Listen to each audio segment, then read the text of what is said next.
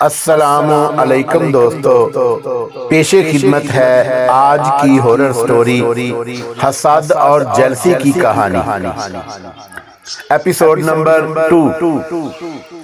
Job کے آخری دن اس کو منتر کالی ماتا کی مورتی کے سامنے کرنا تھا۔ جاب کے مکمل ہوتے ہی کالی ماتا کی مورتی میں حرکت پیدا ہوئی۔ تمہاری تپسیا مکمل ہوئی، تمہاری محنت دیکھ کر ہم تم سے بہت خوش ہیں۔ کیسے تم نے مسلمانوں کو گمراہ کیا ہوا ہے، میں تمہیں شکتیاں دے رہی ہوں، مزید ایسے کام کرو جس سے مسلمان گمراہ ہوں تو میں تمہیں اپنا نائب بنا لوں گی۔ یہ سب کر سن کر رام لال کالی ماتا کی مورتی کے سامنے سجدے میں گر گیا اور جے کالی ماتا کے نعرے لگانے لگا۔ قاری صاحب عصر کی نماز کے بعد معمول کے وظائف میں مصروف تھے کہ اچانک انہیں ملنے ایک وقاص نامی شخص آ گیا۔ وہ کافی پریشان لگ رہا تھا۔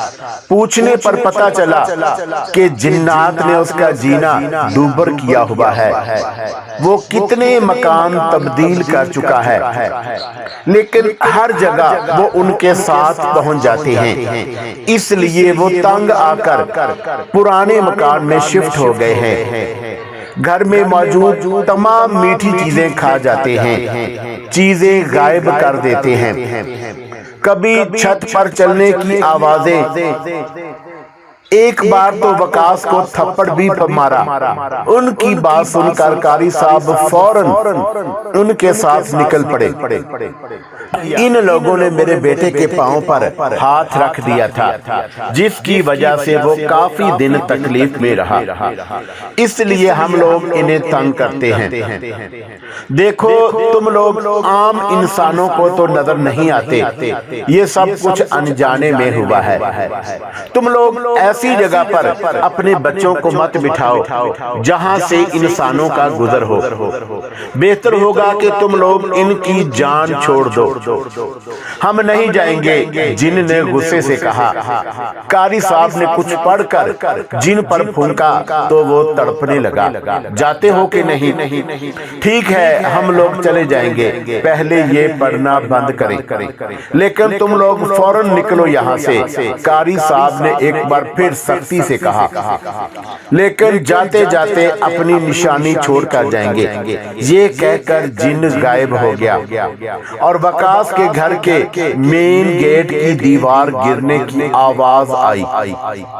یہ جنات جاتے جاتے نشانی چھوڑ گئے تھے۔ کمرے سے نکل کر قاری صاحب وقاص کو ملے اور اسے یقین دلایا کہ انشاءاللہ اب کوئی انہیں تنگ نہیں کرے گا، اور یہ دیوار بھی جنات گرا کر گئے ہیں، یہ ان کی یہاں سے جانے کی نشانی ہے۔ اسی کے ساتھ وہ اپنے گھر کی طرف چل دیے۔ رام لال قاری صاحب سے بدلہ لینے کے لیے واپس آ چکا تھا۔ اب اس کے پاس پہلے سے بھی زیادہ شکتیاں تھیں۔ کالی ماتا نے اسے ایک خطرناک شکتی ماگا دی تھی، جس کی چلتر بازی سے بچنا بہت مشکل تھا۔ رام لال نے ماگا کو بلایا اور کہا کہ کسی طرح سے میں قاری سجاد سے بدلہ لینا چاہتا ہوں، ایسا جال بنو کہ وہ میرے قابو میں آ سکے۔ آقا اس کو قابو کرنا بہت مشکل ہے، لیکن اس کے بیٹے کو اگر ہم قابو کرنے کی کوشش کریں تو اس کے ذریعے سے ہم اس قاری کو بھی قابو کر سکتے ہیں۔ ٹھیک ہے تو پھر جلد از جلد اس کے بیٹے کو مٹھی میں کرو، جو حکم آقا۔ یہ کہتے ہی ماگا غائب ہو گئی اور قاری کے گھر کے سامنے ظاہر ہوئی۔ اس گھر کے اندر تو میں نہیں جا سکتی، باہر ہی اس کے بیٹے کا انتظار کرنا ہوگا۔ قاری سجاد کا بیٹا عدنان گھر سے باہر نکل کر سڑک کی طرف جا رہا تھا کہ ماگا نے ایک بوڑھی عورت کا بھیس بدلا اور سڑک کے پاس آ کھڑی ہوئی۔ کوئی ہے جو اس بوڑھی عورت کو سڑک پار کروا دے۔ قاری صاحب کے بیٹے عدنان نے فوراً آگے بڑھ کر اس عورت کی مدد کی۔ بیٹا میرا گھر پاس ہی ہے، مجھے وہاں لے چلو۔ عدنان اسے لے کر گھر کی جانب چل پڑا۔ بیٹا تم نے میری بہت مدد کی ہے، مجھے مہمان نوازی کا موقع دو۔ اصرار پر عدنان اندر چلا گیا۔ بوڑھی عورت نے اس کے سامنے انار کا جوس رکھا جس میں اس نے 2 قطرے خون کے ملا دیے۔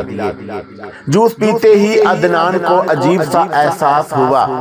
ماگا نے فوراً پاس رکھے ڈنڈے سے اس کے سر پر چوٹ لگا کر اس کو بے ہوش کر دیا اور اٹھا کر رام لال کے پاس لے گئی۔ آقا میں قاری کے بیٹے کو لے آئی ہوں، اس کو میں نے حرام پلا دیا ہے اور اس پر جادو کر کے اس کے ذہن سے نوری کلام مٹا دیا ہے تاکہ یہ پڑھ نہ سکے، اور اس کے باپ نے اس پر بھی حصار کیا ہوا تھا جو حرام کھانے پر یا پلانے پر ٹوٹ جاتا ہے۔ ماگا کی کارکردگی دیکھ کر رام لال بہت خوش ہوا۔ اب دیکھتا ہوں تم کیسے قابو نہیں آتے قاری، اولاد کے ہاتھوں بڑے بڑے سورما مات کھا جاتے ہیں۔ رات کافی ہو چکی تھی لیکن ابھی تک عدنان کا کچھ پتہ نہیں تھا۔ وہ کافی دیر سے اس کا انتظار کر رہے تھے۔ اس کے سب دوستوں کی طرف فون کر کے پوچھ لیا لیکن وہ کہیں بھی موجود نہیں تھا۔ ابھی وہ بیٹھے سوچ رہے تھے کہ ان کا شاگرد جن فیضان حاضر ہوا۔ قاری صاحب آپ کے لیے ایک بری خبر ہے۔ قاری صاحب چونک گئے۔ کیا عدنان کے بارے میں ہے؟